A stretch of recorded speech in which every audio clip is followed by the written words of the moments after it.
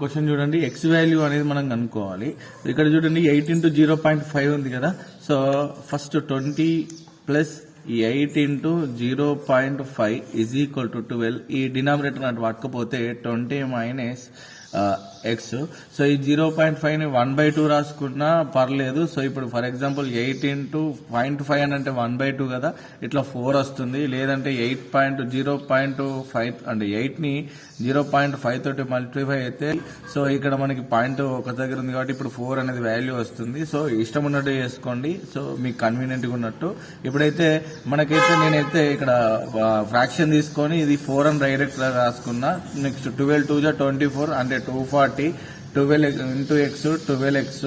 ఓకేనా, ఇప్పుడు ఇది 24 అవుతుంది, ఇది 240 మైనస్ 12x అవుతుంది. సో ఇక్కడ 12x ఇటు తీసుకొస్తే ప్లస్ అయిపోతుంది. ఇక్కడ 240 మైనస్ 24 అవుతుంది. సో ఇక్కడ 12x ఈజ్ ఈక్వల్ టు 240లోకి వెళ్ళి 24 తీసేస్తే ఇక్కడ 10 కదా, 10లోకి వెళ్ళి 4 పోతే 6 అవుతుంది. ఇక్కడ 1. సో ఇక్కడ నీకు 216 అవుతుంది.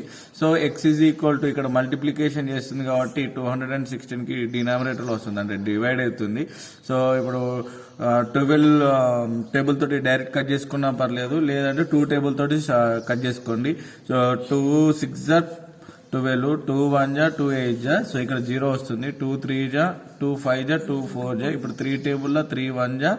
నెక్స్ట్ ఇక్కడ 3 8. So X is equal to మనకి 18 అనేది రైట్ ఆన్సర్.